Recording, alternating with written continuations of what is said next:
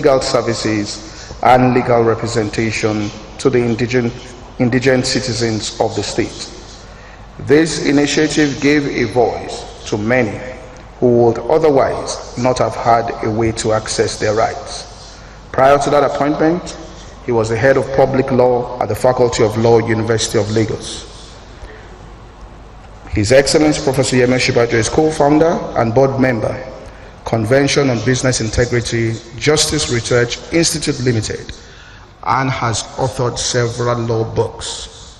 In 2007, he and his wife, Oludolapos, founded the Orderly Society of Trust, a non-governmental organization that is dedicated to the promotion of Christian ethics and orderliness. And also, he is a pastor at the Redeemed Church of God. Let us rise to our feet and welcome His Excellency, the Vice President of the Federal Republic of Nigeria, Professor Yemi Osinbajo.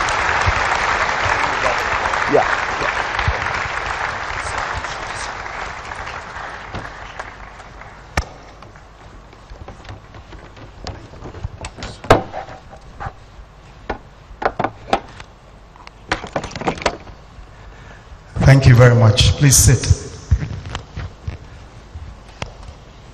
One of the many disadvantages of being the vice president is that you get to use a lectern that is almost taller than you. That's obviously a more efficient one on my left.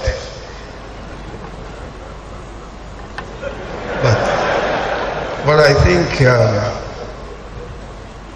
I must say that if you want to be vice president, please try and attend as many platforms as possible. You might,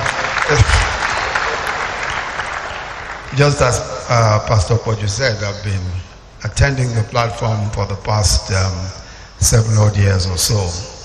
So you might need 7 years of your own before you can contest.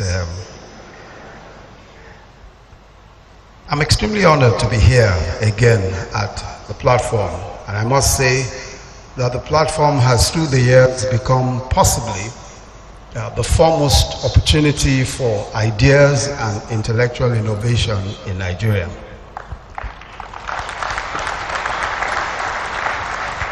Every year it lays out as many thought leaders of the big ideas, the aspirational heights, and the solutions that must occur in our nation's journey to its incredibly great destiny.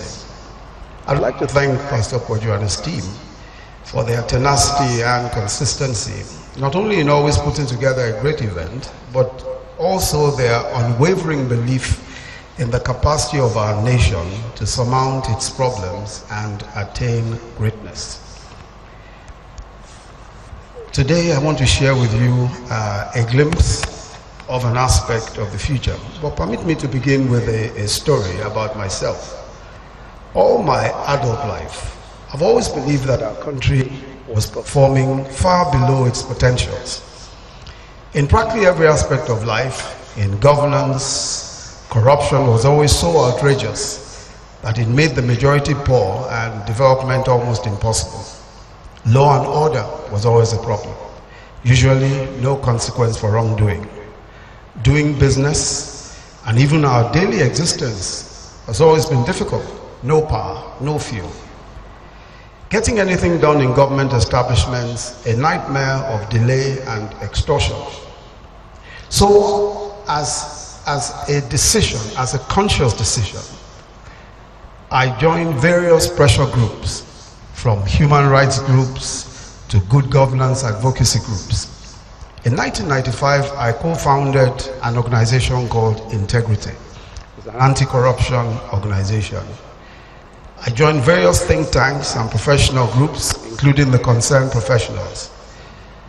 Under the Abacha regime, we concerned professionals one day, many gathered at Yaba bus stop in suits and were thoroughly beaten by the police and the army. From that day on, people disappeared and did not show up again, but that's another story. I I served as a two-term Attorney General in Lagos State and pushed reforms in governance and justice sector. I believed and continue to believe that the Nigerian people deserve better lives. In 2014, the completely unexpected happened. I was nominated as vice presidential candidate to the then General Muhammadu Buhari. I was 27 years old when Buhari became head of state after a corrupt and somewhat disappointing civilian regime. As a young university lecturer then, I was impressed by his single-minded fight against corruption and indiscipline. There was a serious war against indiscipline. For the first time, government held corrupt officers accountable. 30 years later, Providence brought us together. A retired general now and a professor of law. We both believed that our country needed to change. We argued about how and about what needed to be done. We reached consensus on many of the major issues.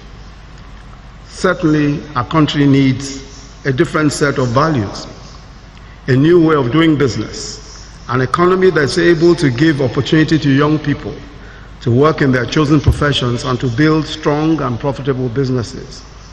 We knew that we had to provide social protection for the poorest and the most vulnerable. We recognized that innovation and change would be key, and that we must implement and not just talk about diversification of our economy. So we led our party's campaign on that single, simple, but profound word, change. Nearly a year on, there are many problems, and many have asked, where is the change? Is this the change we voted for? Even some fifth columnists in our midst have suggested bring back corruption. But let me just say here for the record that the government of Muhammadu Buhari is completely and irrevocably committed to change. We believe that though it may not be easy, though the early signs may be confusing and sometimes discouraging, there has never been a better opportunity than now to turn the country in the direction of success. Today we have the best opportunity in decades for profound change. It's an opportunity in a generation, a revolution whose time has come.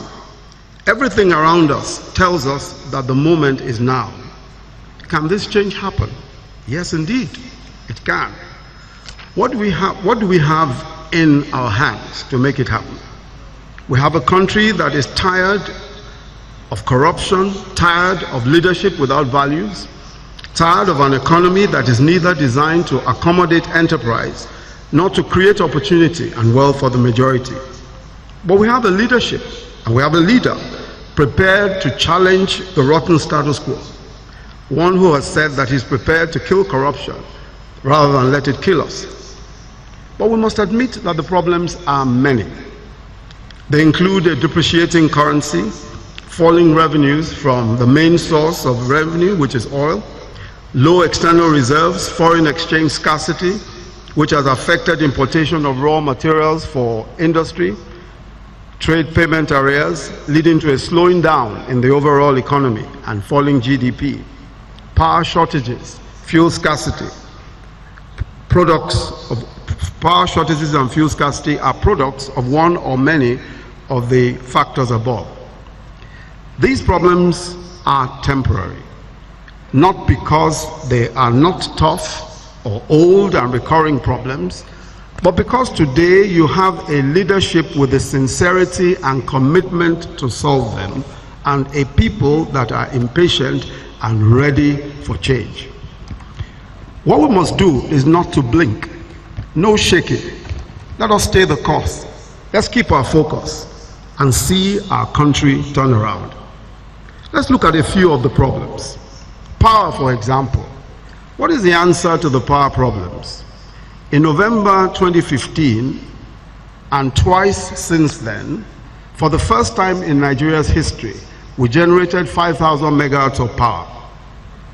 Of course, many will recall that in the early months and even up until towards the end of December,